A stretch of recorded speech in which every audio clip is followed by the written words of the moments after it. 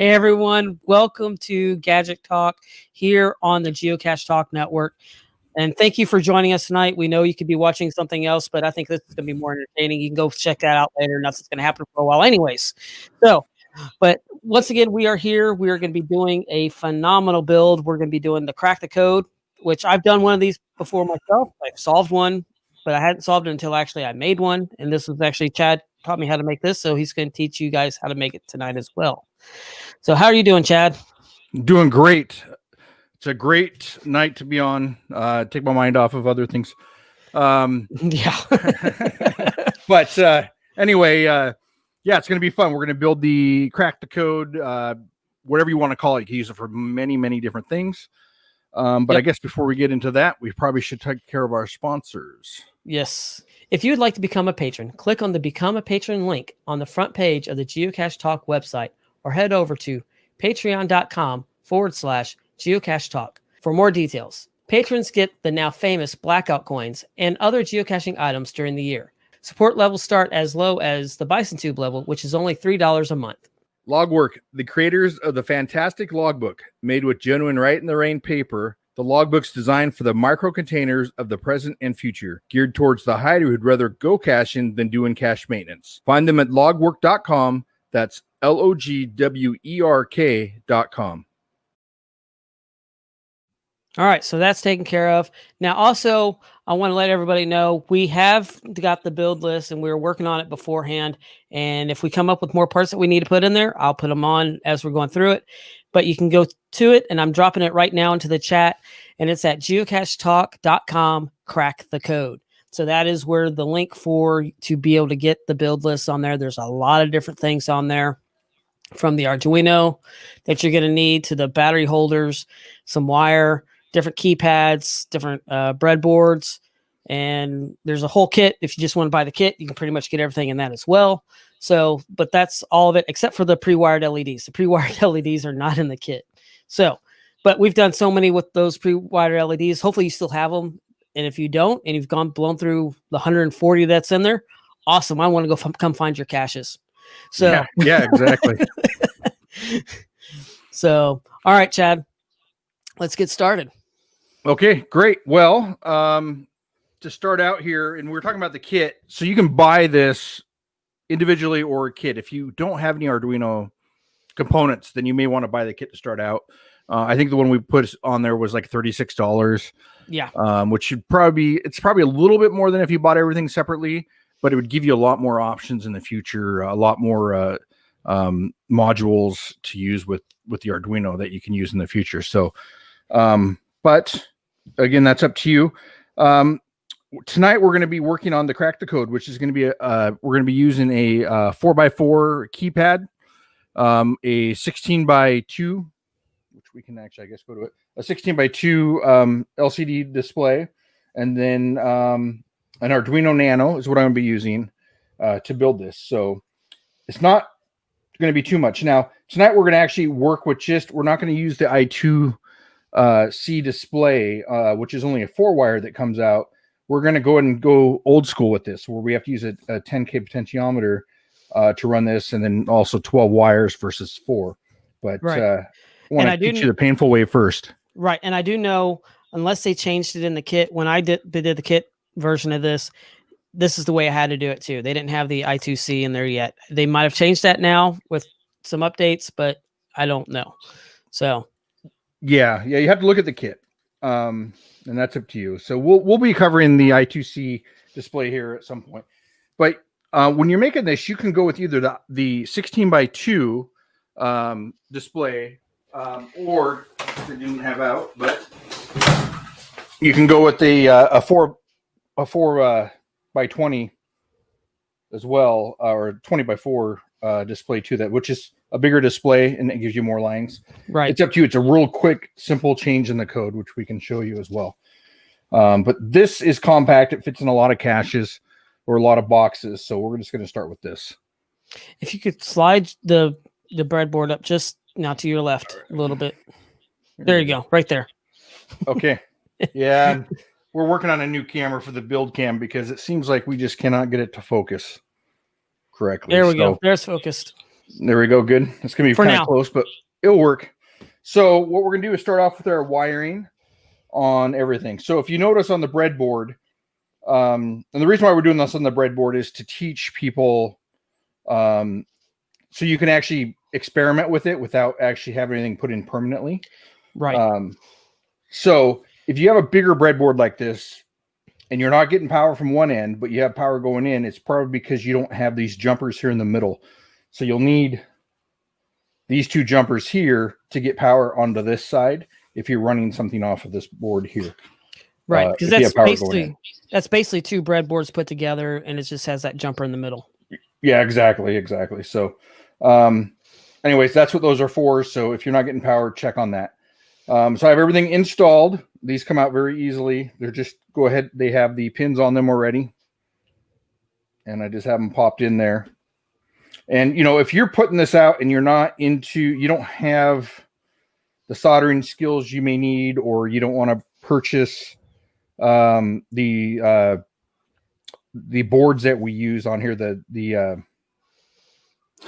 soldering, the PCB. The PCB boards, or terminal boards, what I meant to say, that you screw down. Then the breadboard, you could actually take this, and once you get all the connections in, and I did this for a couple of my first ones just to see if I'd like it. And I just hot glued them in the wires to make sure they wouldn't come out. And I think one of them I still have out. So right. And I know that's how WV Tim does his. When he's put his out, they were all glued in there itself, not soldered. Yeah. And I don't do that anymore, but you got to start somewhere. And if you're just experimenting and you're not 100% sure, that's not a bad way to go. No, it's not. We are going to go ahead and start here. So I'll add a list later on. So I write up, sorry, I got my arm there, something I'm going off of here, and I'll actually put this on there. I have a sheet of how I run everything and what it goes to written down that I'm going to go off of. And then I'll just type one up, and we'll add it to the list under Gadget. Yeah, exactly. So, all right. So first thing we're going to do is let's wire up the LCD. Okay. So what we're going to need in order to wire these up are jumper cables here for the breadboard. So I happen to have a ton of them here in a box, but if you don't have them, they're great to purchase. I have, you can buy them in packs like this here, rip them apart. They work extremely well. I actually have the cache I have that's hot wired or hot glued in actually has like 5 of these in a row glued together or taped together to go to the button. It's kind of hokey, but it actually works, and it's never had an issue. So I've never taken it down. I figured once it has an issue, I'll just put it back with something that works great. But it's been running for 3 years or more. Yeah, at this point, you just might as well replace it once it has to be done. Oh, and we just lost the build cam. Oh, darn it. That's the second time that's happened tonight. So, and to let you know, we have the jumper cables are in the build list itself. So we do have that. Yeah, we lost that whole computer because the other screen was there as well. So, but so what I'm going to show here is so here is the parts list that we have right now up on the website. So we have the Arduino. All the edit information is already all right there. So you can jump in there and find it. And once again, that's at geocachetalk.com /crack the code. And there's all the parts that we have on there right now. So just to let you know. All right, I got those back up, and we're adding that back in. Hopefully don't have a continuous problem with that tonight.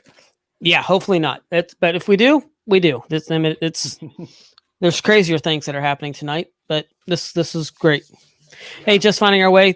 No problem. We're just getting started, so you're just in time. Yeah. So now when you look at these jumper cables, there's many different sizes. There's 3 sizes technically, I guess. These are the small ones, and then there's a medium and then a large cable. I don't know what these are like. I think it's 4, 6, and 8 inches, if I remember right, but I could be wrong. Actually, these are even bigger. So there's many different sizes you can pick. I'm going to go with some short ones so we don't have wires going everywhere. Yeah, because this does get messy. Oh, yeah. This is going to look like a rat's nest. So first thing we're going to do is on our breadboard, you're going to start out here on this end. And so if you look at the screen here, you can see what the writing on the top. Oops, if I can get it in focus. There it is. There we can see it. Okay, so you have VSS, VDD, VO, RS, RW. So all those go to a pin, power, or ground, or the potentiometer. So what we're going to do is we're going to start from the left and work right on all this. So your VSS here is ground. So we're going to go right up here. So what I'm going to end up doing here in the end is running a ground to the breadboard and also 5-volt. And so that's going to go ahead and power up this bar, which will get us power for everything. Now you can also, if you want to make it a little bit cleaner, if you notice these wires I have on here, you can use those, which make it a lot cleaner. Everything's a lot shorter. I'm not going to use that tonight, but they come in a pack like this, and they're actually pre-cut and bent. Right. And I end up cutting them to the lengths I want, but those work extremely well, and they make it a little bit cleaner. But we're going to use these jumpers for tonight. Right. Or the wires that we have in our build list as well. You can get those that way as well. Yes. And I will put those pre-jumper wires in there into the build list as well. Perfect. Okay. And then next we have VDD, which is your 5-volt power into the screen.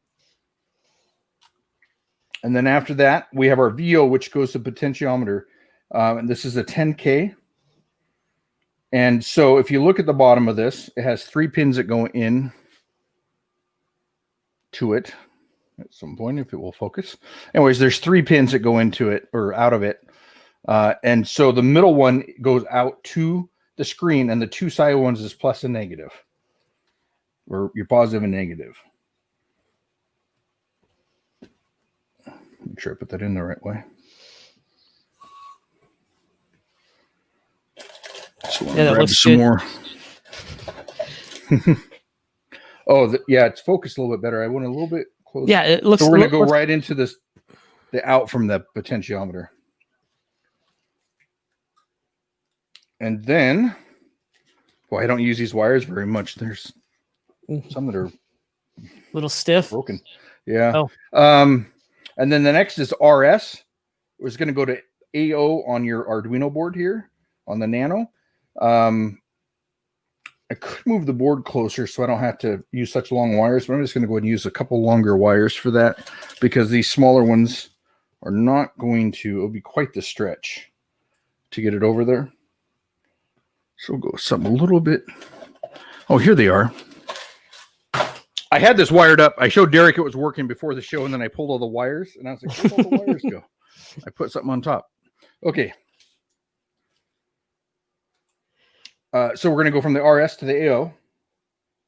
And on these breadboards, you have a bunch of slots here, like 4 slots you can choose from on there. So you don't have to get them, you don't have to make everything really, really tight next to each other. So you can actually put this anywhere in here. And then same with on this side. Right. So we're going to go to AO, A0,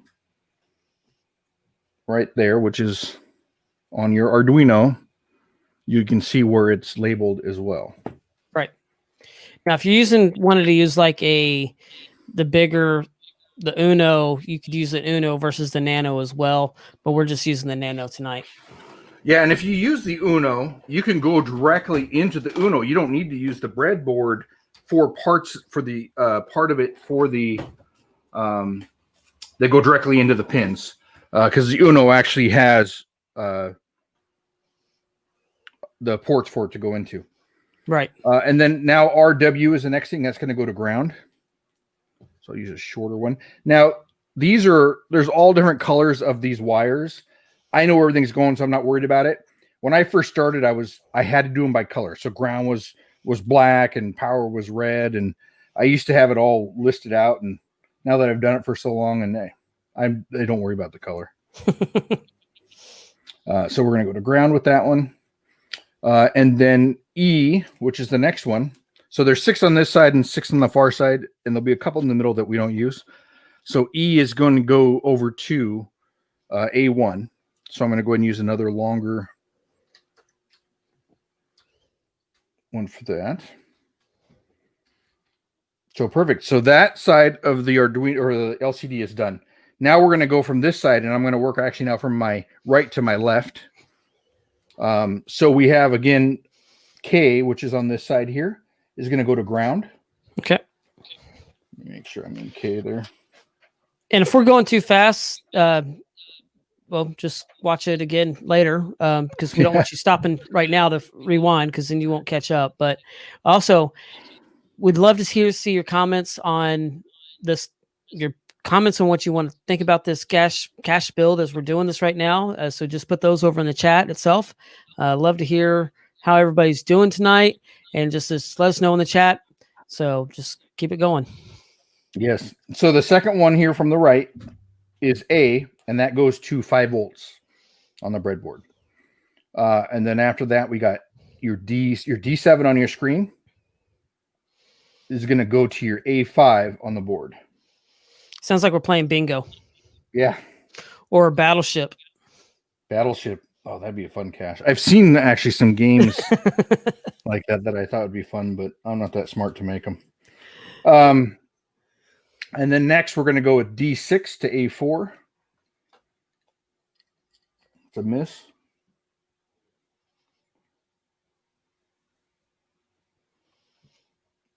And like I said, if you're watching this on the replay, you can always pause and rewind back and forth.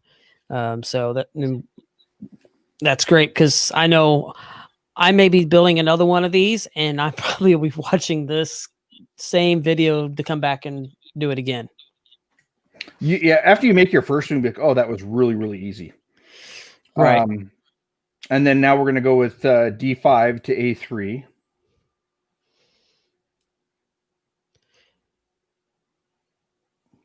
Because what makes it really easy is that Chad's already done the heavy lifting and has already done the code for you too. So yeah, and that will be later on posted in case we make any notes to it. Actually, I guess it won't be posted. You have to email me for the code. But I didn't want to post anything or have it available right this second in case we change anything into the code or add any notes.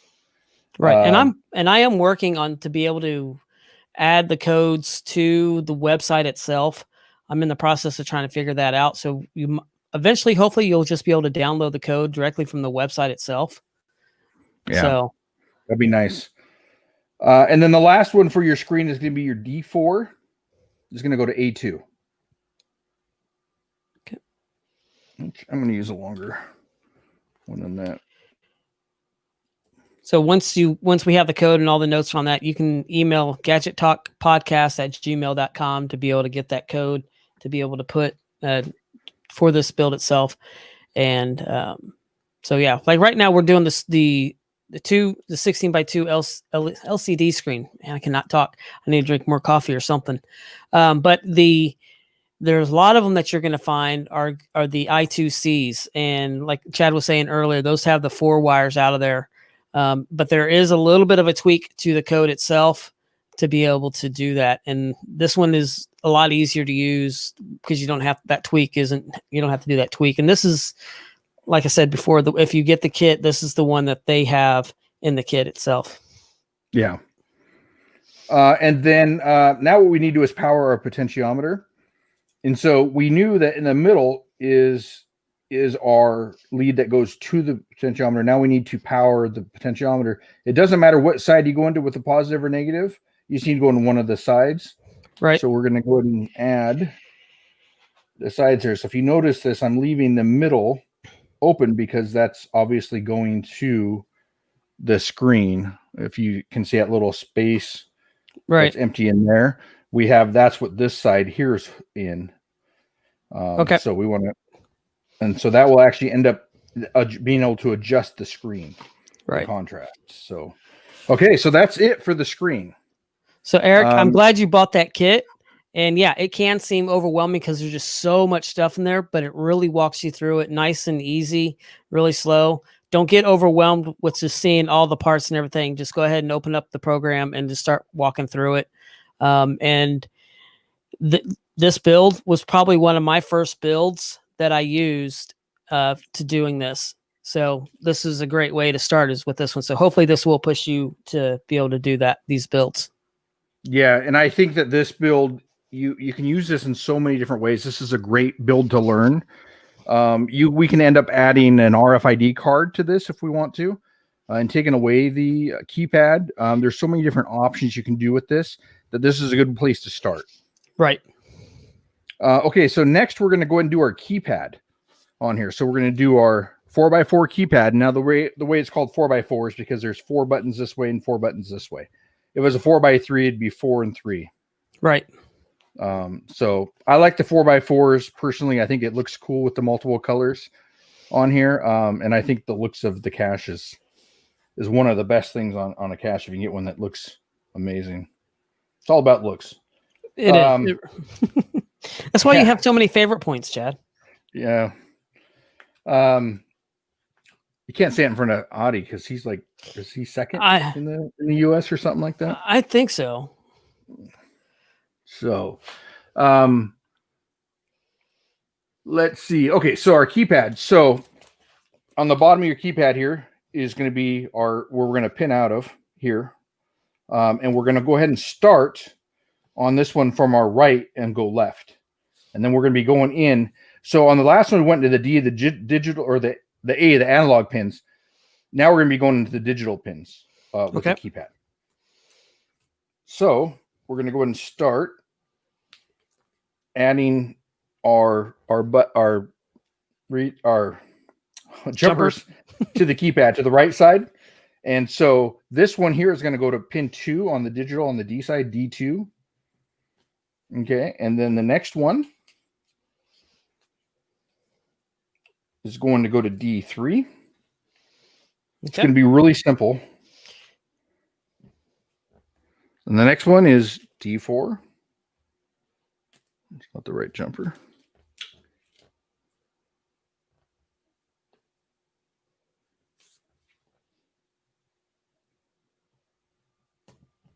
Next one's D5.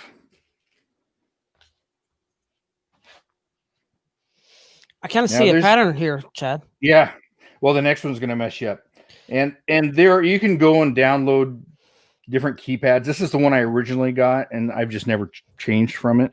Right. Because I'm lazy. But I like that one too. It came in the kit, and then I went and bought a whole bunch of other ones too. So yeah. Well, I mean, there's a code that will do these all in a row. On this one, and I don't know why, but this was the one I downloaded on the Arduino site.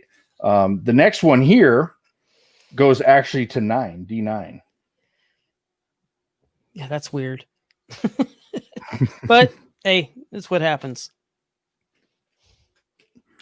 And now that keypad has is like a sticker on the back of it as well. So if you're putting it onto the cache itself, I don't think it'll stick to wood very well. So you want to kind of have maybe acrylic or something with a smooth surface for it to stick to. Yeah. So the next one will go to D6. And then D7 and D8 for the next two. It's so just the middle one that really messes you up. The middle one, and then it starts working backwards. Yeah.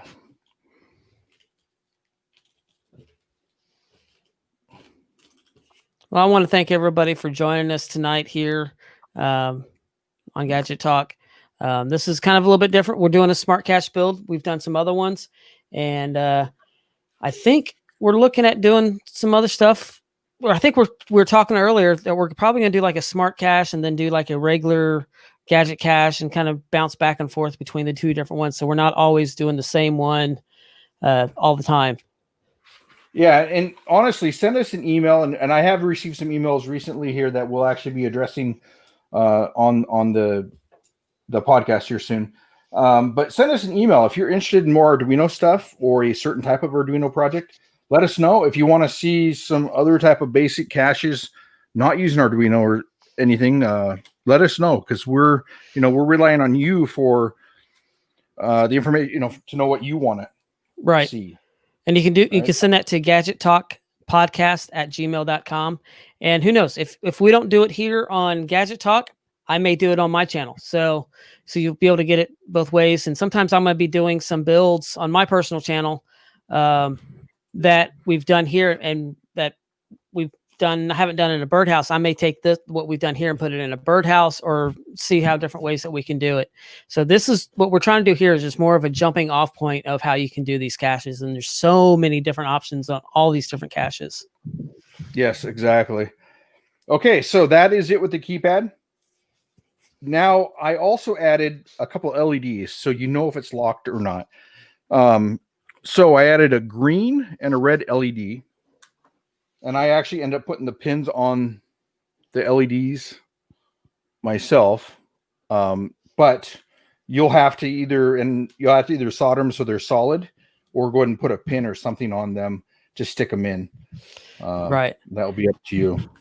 Because we've had this discussion before, the pre-wired LED wires are so thin, it's so hard to get them put into this thing. Yeah. So our negative, which is the colored wires on these crazy LEDs, our red LED is going to go into pin 12. Should be the last one on this side here. And our green LED should go into pin 13, which is on the opposite side. There. Now, the last thing we have on here is I actually also included a servo. So you don't have to use a servo on this cache, but I thought it's really easy to add. I'm just going to add it, and you can leave that part out of your build. You can leave it in the code. Nothing will happen, obviously, if you don't have a servo hooked up. Right. And you could do this with a latch. You could do this with like a servo. I think when I did this itself, I used a type of latch. Yeah, you used a 12-volt latch. It was a 12-volt latch, right. And that was really cool that I used that on. Not like the one that I've done recently with where it just slings out the hasp, but the different type that just kind of had the like a regular doorstop latch part. Yeah, and I don't remember what that's called. Yeah, the new ones are like more of a trunk latch, but that pop open. Right. They're a solenoid latch. So yeah, Chad's what kind of walked back there. He's scrounging through his. We're gonna walk off of the screen. So I think the first one you did was one of these. Correct. Which is the latch. Yeah. So when you close the door, it automatically goes back. It's a solenoid that opens electricity, and then you can't open it. So this takes quite a bit of power. I'm not a big fan of them. I like the look of a door popping open. I do sound too. Of it. I think it's just cool. So it about scares you. That one, I mean, it has that clicky sound, but that one you actually have to add a what was it? You have to add a switch in there too. The switch relay. Yeah, right. Exactly. And so then that's a whole nother step. Whole nother set of wires. Which, depending on what you're using on the other one, you may need to add a relay as well. It depends how much power you have going in. Right. Okay, so on our servo, we have 3 wires coming out. You got your ground, which is brown, positive is red, and your communication wire is the orange yellowish color. So we know what the red is going to go to our 5 volts.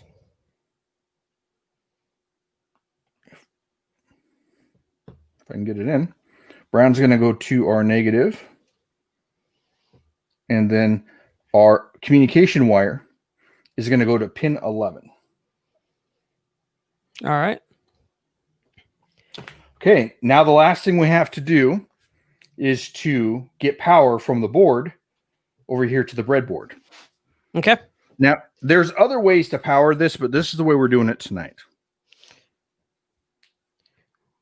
Yeah, we're just going to plug it into the computer tonight, correct? Right. We're just using the power off the computer. And I have the other stuff I can show you. So we're going to go from 5 volts here out to the positive terminal. And then we're going to go from ground here to the negative. And that should be everything there is. All right. So we're all wired up. It looks like a rat's nest, like we said it was going to look like, with wires everywhere. And that's why if you want, you can, like we said, you can do it this way and you can glue it. You may have to, depending on how you do it, you may have to have the jumper cables, jumper wires also on the LED screen to be able to pull it off the breadboard a little bit if you needed to. What I would do, because you have pins on the back of the LCD screen, I would use the female to male jumper cables. And so that way you're plugging right into the screen, and then you can move your screen or mount it to whatever you want. And then you can mount the breadboard anywhere else that can reach. All right. So Adi has a question. He goes, why is it called a breadboard? I have no idea. It's that. We can Google it. All right. As I will search for that answer right now as Chad continues. Yeah. Okay. So now what we need to do is upload our program to this. And so we're going to go ahead and switch over here to this. We'll make it big so we can see. So this is the program we have for this cache, for this build. So you need to include a couple libraries. You need to include the liquid crystal display library. You need to include the servo library, and you need to include the keypad. And what those libraries are, it's going to tell the program what it needs to run these. Okay. All right. So I got the answer. And Burnt Turtles, you're almost correct. It says a breadboard is a construction based for prototyping of electronics. Originally, the word referred to literally breadboard, a polished piece of wood used for slicing bread. In the 1970s, the solderless breadboard, aka plug board, became available, and nowadays the term breadboard is commonly used to refer to these because the solderless breadboard does not require soldering. So there's your answer of that. Thanks for asking. And Burnt Turtles, you get a gold star. And we even learned something tonight on our own show. So, oh man, I'm using the wrong mouse. So we're including all these. Now we're going to change our password, and you can see where I commented out here on the side that this is where you'll change your password. Now I have, I had that wrong for what I'm using this for, but it doesn't matter. I'll show you how to change it. You can have 20 numbers in there if you want. It's up to you. So you'll put in your code. I just have 1, 2, 3, 4. This is all the positions. This next part's the keypads, and I really don't want to get too much into that there because it'll take all night long. And then you can see here, I'm calling out the pins. So for the red LED is in 12, and that means it's in lock, and then green is in 13, which is unlocked. Okay. And if you want to learn more about the coding, we did do an episode with DJW House, and he went into a lot more coding. And I see DJW House is in the house tonight in the chat room. Thank you for joining us. And so we, you can always go back to the previous Gadget Talks, and you can see that when we talked about the basics of Arduino coding and got into this. And Dave did a phenomenal job of helping us out on that one because he's a lot deeper into it than Chad and I can be sometimes. And he's who we call on. He's who we call when we have a question. Yes. Yeah. And if it's something that he would like to do, or the audience, maybe we'd have him on and he can kind of explain more about writing the programs. But we'll just keep moving on here. So this is the liquid crystal display. And so this is what's going to call out where everything is going here, our pinout. And then right here is calling out the screen. So it's a 16:2 screen here. And then I have the red, again, the pin mode for the lock and the unlock here. And then this is calling the servo here is attached to pin 11. So you can change that if you want to. You just got to make sure you change it everywhere else in the code that says where the pin is coming out or where the servo is connected. And then the lock position is true. And then over here is the keypad characteristics on here. And so this is when you type in a code, you're going to have a star that's going to pop up right here when you're typing in a number. in the middle of the screen. And so that's what this is. And I honestly can't explain to you exactly what it means, but because I'm not that smart. But here it will tell you if you hit the star or pound button, it will actually reset the screen. So if you make a mistake, you type in two numbers and like, oh, those are wrong, you can hit star or pound to restart inputting your code, to clear the code. Okay. That you're inputting. And then right here is where you change it. So right now the key pressed, it's looking for 4 presses. So if you want to change it to 20 or 6 or 10, you need to change this because that's what it's looking for, how many times it is pressed. So if we want to go to 3 code, you change that to 3 or 3 press code or 3 number code. Or if you want to go to 6, whatever, that's where you need to change that. And so it will look for that many presses before it says you're wrong, or check it to see if it's right. So, okay. And then right here is what the LCD is going to print. Now your first line is considered 0. And then your second line is considered 1. And so you see the 0 here and 0. So 0 is the position of the cursor. So you have 16 spaces to have the cursor, and it's going to start at 0 and on the first line, which is 0, and it's going to say code. And this is kind of funny. This is one of my first codes I ever wrote, and I didn't know how to work this. And so I put spaces in to make it centered. I'm going to take that out because that's not correct. Well, it works. So this code's going to be the first line, and I'll show you exactly what I'm talking about. And then we're going to go ahead and change that back. So this is what is going to be on your screen when it pops, or this is what's going to pop up when you enter the wrong answer. So this is the wrong key.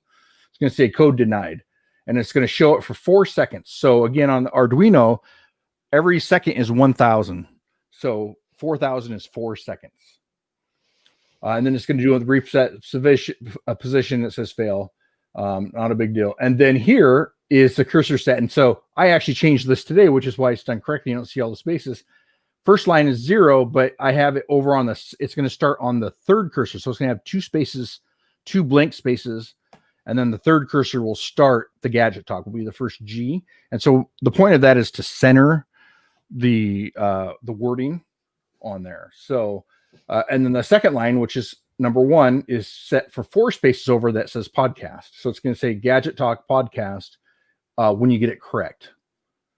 And then that will stay for 5 seconds. Now, again, you could change this. If you want it to stay unlocked for longer, you can go, 10,000 would be 10 seconds. It's completely up to you. And the forward slash is in there where it says / lock after 5 seconds. That's just a note in there itself. That's just not comments. Yeah, that just is reminding me, and that's what I kind of want to put in. And that's I kind of put them in certain areas so you would know what you need to do in those spots. So like up here, if you want to change the password here. Those are just comments I put in, so anybody who's doing this will know, okay, that's where I need to change it. Right. And then there should be one down to the key press as well. I guess I didn't do it here, but we can write it in. And so two slashes, and then sorry, my this computer's way up in the air. It's all right. So once again, if you want to get this code, if you're looking at doing this build, go ahead and you'll send us an email at gadgettalkpodcast@gmail.com, and we'll be able to send this code to you. I am working on being able to get the codes actually onto the website itself, so you wouldn't have to email us. You could just download them there, but right now it's not working that way. So I am in the process of getting that set up. So go ahead and email us at gadgettalkpodcast@gmail.com to be able to get this code. And this is a really great code to start off with, especially Chad's putting in these comments in there as well. So that really helps out quite a bit on there. So Eric, digits right? No, you didn't. Okay, I put the D that doesn't need it, right? Digits. All right, so we'll just go ahead and send us an email, and we will be able to get that to you. Okay, and then we can put in here, lock after position. Hopefully they can get that. I think that should be pretty simple. And then this is your main screen here. So this is what the main screen is going to say when it comes up. So we're at 00. It's going to say enter safe code. And then on the second line, there's not going to be anything, right? This is where those stars are going to pop up when you enter the code that we showed up above. Okay. And those are called asterisk. Asterisks, yeah. Yeah. So let's go ahead and plug this in. And we would obviously compile our code, which is the first one here. Make sure it works. Mark. And it's usually sometimes takes a few seconds. And then you would go ahead and hit upload to the board. All right. So let's go and go back over to the build cam, which is just showing me the keyboard right now. Yeah, I kept bumping it. There we go. So now you're going to get this. You're going to be like, oh, nothing's popping up. Let's get down here a little bit closer if we can. See if we can get it. Maybe move the screen that way. Now nothing's popping up. What's going on? Oh man, I got to rebuild this. What I do wrong? Stressing out. Now you have your potentiometer here that you need to adjust. So it's a dial, and so you need to actually adjust this until you actually can see. And we know it was working earlier. So no, I might have something messed up. Let's sit up right. Hang on here. So I look on top and make sure I ran everything right because I'm trying to do this in angle. Oh, so yes. Yeah. There we go. And one pin out of place can mess everything up. There we go. There we go. So now we can see. Now you're gonna. So what I did was I had actually two positives running, two positives running into it. Okay. So push it up just a little bit. There you go. So if you see this, you can adjust the you can adjust the screen. So you can actually see it, and you need to decide how you want to. What's going to be the easiest way to see it? So on our code, remember where it said the code is going to the main screen is going to say enter safe code, and so that's what it says. And then when we type in the code, which was 1234 on our keypad, which I will do. Let's get that servo out of the way. Now, if you notice here too, real quick, is you have the two LEDs. Here, and I should have put this. I was going to build a full one together just so I can show people. Hang on, I have to undo this. The LED is running through the cable. Oh, and it looks like we just you unplugged it. Yeah, I unplugged it. Yeah, because I had the LED running through the middle of it. All right, so yeah, we're getting the power directly from the computer itself, and I did put in the on the website itself. There's a 9-volt holder. And also a AA holder for there to be able to run power to it. Right. So we're going to type in 1234, and your red LED should always be on when it's locked, and it should turn green when it unlocks. So we'll enter 1. We'll enter the 1, which the asterisk is in the middle now. 2, 3, 4, and then it will turn green, the LED, and then it will give us that word that we put in there, which is Gadget Talk Podcast. And then you also heard the servo going too in the background. You heard the servo. I'll go over that in just a minute. So if we get it wrong, we'll hit 1, 2, 2, 3, and it says code denied. All right, and the LED will stay red, and then it will go back to the beginning. If we mess up and we want to start over, we hit the star button and it clears, or you can hit pound and it clears. Okay. And then over to the servo. Again, if you get it correctly, it will open, and so we'll hit the 1, 2, 3, 4. Can't quite see the servo. There we go. I saw it spin. a little close for that, and then it will go back after 5 seconds. So if you have a cache that you want it to close, like, which I think that's what we should do is build one of the bison tube ones. That use a servo. In fact, I just got done printing one 15 minutes ago. So we type in 1, 2, 3, 4 again. You'll see the turbo turn 90 degrees, and then it will go back after 5 seconds. Now you can adjust how long the servo is open for. That is completely up to you. We can go back here to the screen here and the servo position. Did I show that on here already? I don't think So you it's did. 90 degrees, and then the servo, I can actually put a comment in there. Yeah, lock after 5 seconds. Okay. Is it the screen? No, that doesn't look right.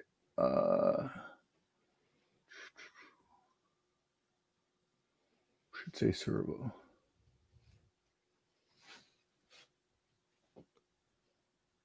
Yeah, so we're looking through for it, trying to find the servo on there.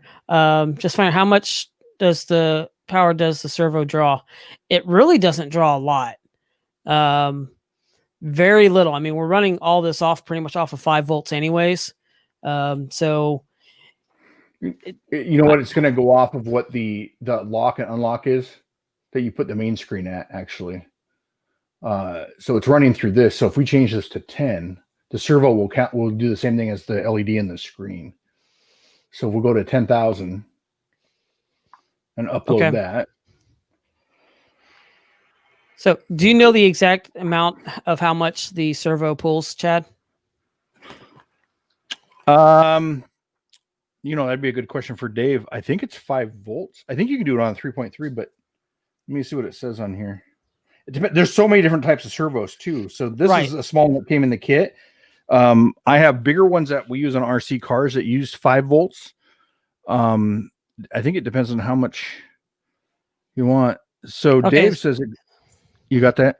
Yep. Micro server, maybe 0.1 amps for a short time. So it doesn't take a lot. Okay. So we'll go back to this screen. So we changed it to 10 seconds. So let's see. 1, 2, 3, 4. It should stay open for 10 seconds. And then everything else, the LED, which is green, should turn red. And then the screen should go back. So everything is all together. Right. So you just change that one code and it will adjust everything together at one time. All right. So just finding our way at SAS, how much is the power does the trunk latch draw? The one that I've been using on the latest ones that you told me about. You can run it off a 9-volt battery. It's supposed to be a 12-volt, but I do know if you drop down below 8 volts, it won't push it out. So I do know that. Do you know the exact amount on the one 12-volt latch? So yeah, so there's 2 different ones. You can get it as a 6-volt, and you can get it as a 12-volt. The 6-volt one actually takes 6.5 volts for it to work, which is weird. But 4 AA batteries wouldn't work. You'd have to use 5 or 6 of them, which is interesting. But it's less than the 12-volt one. So right, I think run what 2 9-volts. No, on that one, the servo one, I did on the old one that we use that I did the first one. Yeah, I had two 9-volts on that one, but the one that I've been using on my channel, I've just been running that off of 1 9-volt itself. The one that slings out that hasp. You must have the 6-volt one then. I thought it was a 12-volt. Is what I was using. It could be 12 might work. We could try it. Yeah, because I mean, I can take the 12-volt on there and drop it right in there.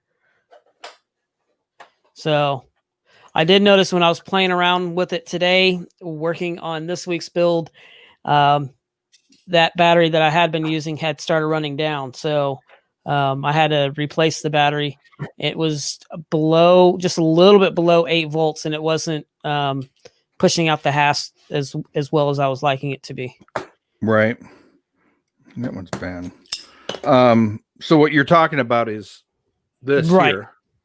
Is that the ones you're talking about? Just finding our way? The trunk latch. Yeah, I think that's the trunk latch. To it as. And so, yeah, I mean, it's not hooked to anything, but if you push this here, it flings that thing 8 feet across the room. You don't have anything to stop it. But yes, this should work.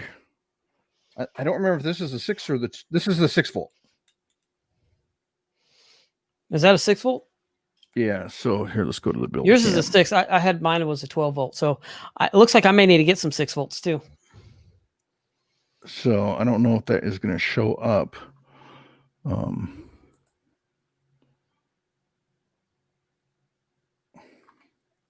See at the very, it's 6 volt. Yeah, I see that. So, yeah. So, anyways, I know I ordered some 6 volts, and this one doesn't have any labeling on the other one, but I have several of them, but they're all in caches, Right. or builds I have in the room here. So, yeah.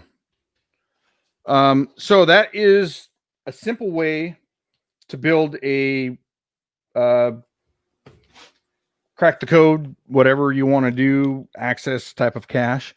Again, you don't have to use the servo if you don't want to. I just kind of added it on there. It was really simple. And in fact, the code already had it. It was added at the time just in case. So I always just leave it in there. And if I don't use it, I just don't hook anything up to it.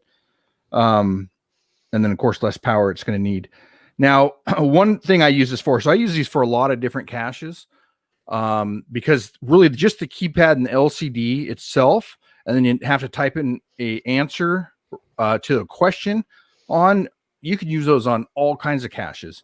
So one thing that I did was for a library cache, and you have to bring your own batteries, but it's in a book, and this is the exact same thing. I just don't have the LEDs in there. And it's battery powered, and obviously won't have a servo, right? It's going to be a multi-cache that has a question, probably a story, and you got to answer a question to the story in here, and then it'll give you a code to maybe another part of the, you know how books have the references on the bindings. Right. It may give you something I don't know. The Dewey Decimal. I was building that for someone. Yeah, so that's up to them. That's a cool library cache. Yeah, that'd be really, really fun. Do a multi-cache in a library itself.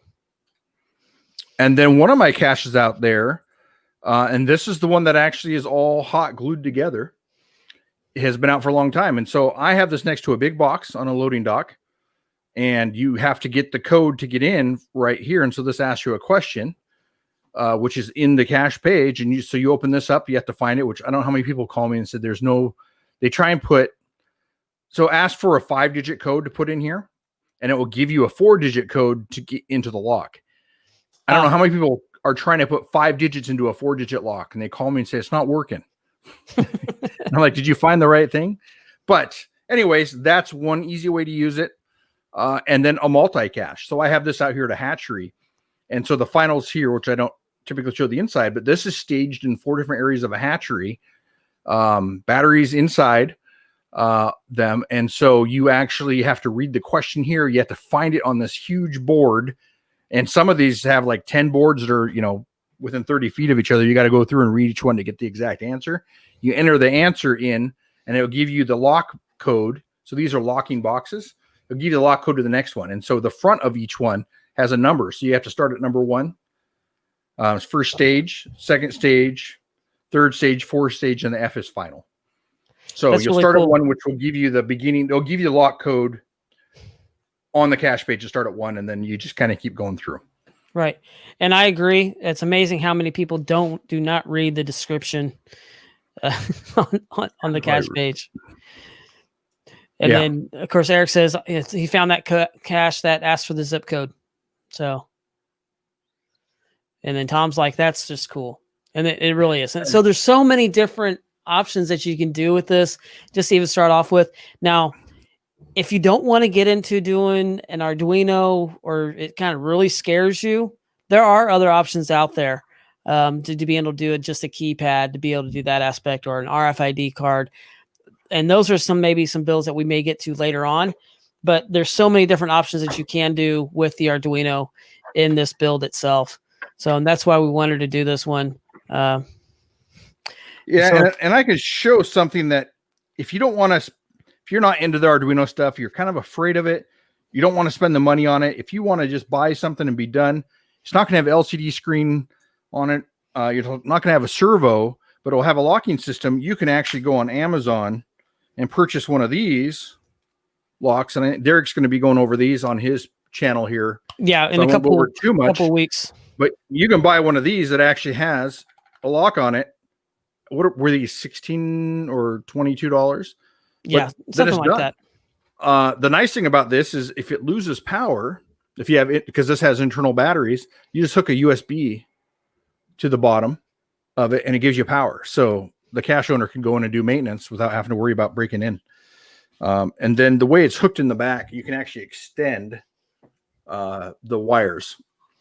So that is up to you on what you want to do with that. But Derek will be going over these, same with some RFID ones that I showed in one of my other boxes on his channel here sometime soon. So yeah, we do a lot of crossover stuff between Gadget Talk and there. We're always talking, okay, what are you doing this time? Or what? So we try and kind of bounce off of each other as we're doing different stuff. So, but yeah, a lot of different things. Exactly. Now, I do want to remind you that if you go to Geocache Talk, crack the code, / crack the code, the links to the parts are on there on the site there as well. And these are affiliate links, and whatever you do, and when you click on it, it will help the channel out. So we continue to do these builds as well. So we greatly appreciate that. So, and he was asking, what are they called? Are you referring to the keypad or the RFID card reader? If so, just let me know. I will be having those, like I said, on our channel here, and there may be a special show coming up toward beginning of next month that we may have some extra stuff on there too. Yes. So, one more thing to go over here, since we have a couple minutes, is if you want to make it more of a permanent cache, but you don't want to solder, you can use these connectors here. So you can actually buy these cables that are pre-crimped. So you can buy them in a big pack. I'll just pull one out, and these are really long, but they have a pre-crimp on them. You can see it. Yep. See it. The wire, and then you just have to buy the male or female ends, or the female ends on these. But you can buy these in male, female, and then you just have to figure out. So if my servo is going to take 3 pins, say, so you can buy these in lots of different sizes. So I have several packs of these that say 10, 8, 6. They go down 4, 2, all kinds. These actually will pop right in. Sorry, I had to look at it. They'll actually slide right in and pop in. Yeah. And those being pre-soldered, so much better than actually trying to do those. I have the crimper, and it's a pain in the rear to try and crimp those things. Right. Yeah, and I have the crimper too, and I decided to start buying wires. So that's in there permanently. And so if you have them all in the same row and you need to replace the servo or the screen, these just slide right on. And you just got to pull that off, get a new screen, and pop it on. Everything stays in the same correct wiring position. And so it's kind of a fun, easy way to, if you don't want to do a bunch of soldering, to make a cache and then make it changeable or maintenance on it. So, but yeah, the crimping, you can see the male and female ends in here. It's not my favorite thing to do. Right. No, I completely understand. It's not mine either. That's what I did on those LEDs to make them work in that breadboard. Okay. Oh, and then also, if you push in on the pin here, it will actually allow you to pull the wire back out. So it's not permanent. Oh, that's good. Yeah, because otherwise, I mean, once you put it in there, they're in there forever. So yeah, that's really cool. To just finding our way, I'm checking on my browser real quick. I see it's up on mine. I'm not sure about the Bravo browser or Brave browser. So I am checking to see if I can pull it up on my phone. So that's why I'm looking down. I'm actually typing in the website real quick onto my phone to see if I can see it there. Yeah. So, but for the build list. That's funny that Roomba Cats thinks he can actually build an Arduino cache now. I think, yeah. I think you could build one before. I think so too. Because I mean, it's really cool. Now build an Arduino cache underneath a rock. There you go. Yes, someone did that recently. A listener. Oh, cool. So, just finding our way. I pulled it up on my phone, and I do have the links there as well.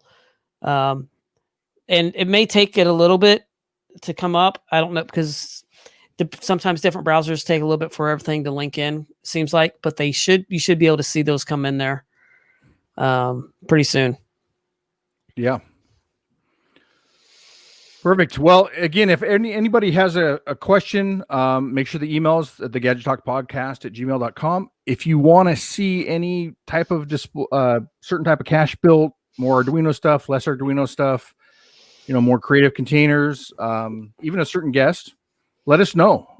We're up for anything. We're here to hopefully entertain you guys and teach everybody here, how to make creative, fun caches. Oh yeah. And you can also tag us on Chad at bounce8 on Instagram, or you can tag Gadget Talk Podcast as well on any of your builds that you've done.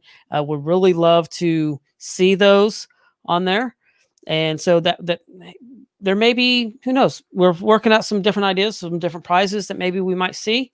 A kind of little hint.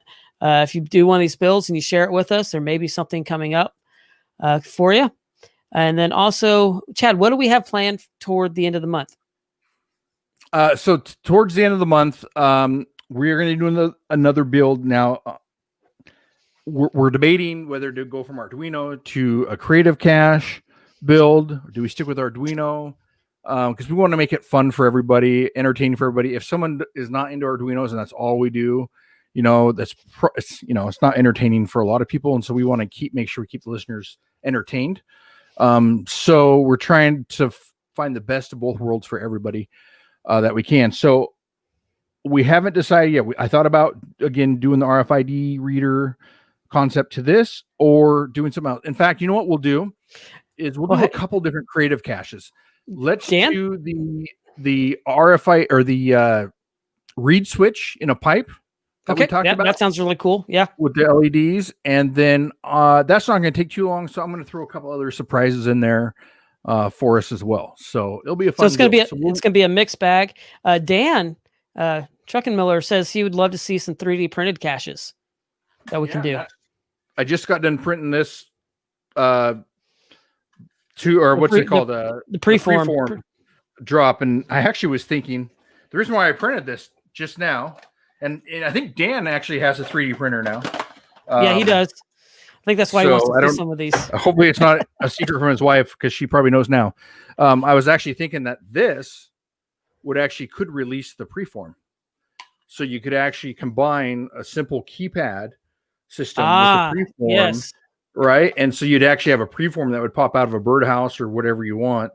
So you wouldn't have to go through the whole Arduino thing. So that is actually why I started printing this one up. But this works with the servo. So in fact, what we just made, the servo on it actually will work with this preform. So you know what, maybe what we'll do on the end of the month is I'll just build one up and show everybody that as well. So Dan says his wife bought it for him. Oh, good. So, lucky guy. Yeah, lucky guy. Nice, good wife. Yeah. My wife's like, she knows I'm just going to buy whatever I want anyway. So she doesn't even try it. It's always Christmas. Oh yeah. I'm in the market for one too. Anybody send me recommendations of which ones I should get to get a 3D printer. I'm always in the market for gadgets and stuff, and to expand what we are doing.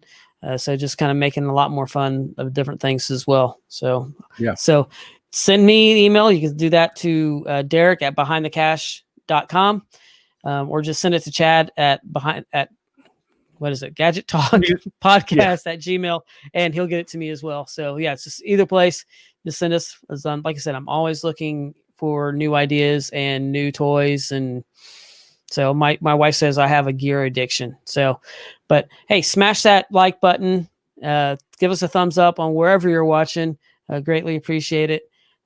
So I'm really looking forward to the end of the month because of the mixed bag gadget cache that we're going to be talking about, all the different ones from the LEDs and all the other stuff. So I hope you've all enjoyed tonight. Any final words, Chad? No, send us the information you have it. If you have it, of anything you want to see, any guests, anything you want, pictures of a build you've done, we'd love to share it on the show or on our Instagram page. we're always out there to try and help spread good cache builders information. I don't mind putting that out there in your cache code. I think that's kind of what we're here for, as well as hopefully teaching you how to build creative caches. So yeah, send us that information. All right. And like I said, we're really here, and I'm just going to springboard off of what Chad said. We're here to help you to create these creative caches, give you ideas, and you can see we love seeing how these ideas evolve, because I think there's more and more creative caches being put out there, and because a lot of people are getting tired of just the run-of-the-mill LPC and all that aspect of it. LPCs could be cool. Here's what I'd love to see: a creative LPC with an Arduino. Something like that would be kind of cool. I don't know. Maybe you lift it up and have a read switch on there somehow, and it fires off a code. I don't know. Something that would be kind of cool. But that would be something. Would be kind of fun is if we could put a challenge out there every month and have listeners send in something for a prize. If they can send in their challenge, we can pick a winner. I don't know, because that would be a fun one to do. Yeah, that would be fun. I like that. So, hey, new prize. And I don't know, what would maybe one of the prizes be, something like that? We'll have to see. Either that or, it'll be something. I don't know. Yeah, who knows? So maybe a Gadget Talk coin, or we'll figure out something. But that I like that idea. Chad, you're just full of ideas today. Great.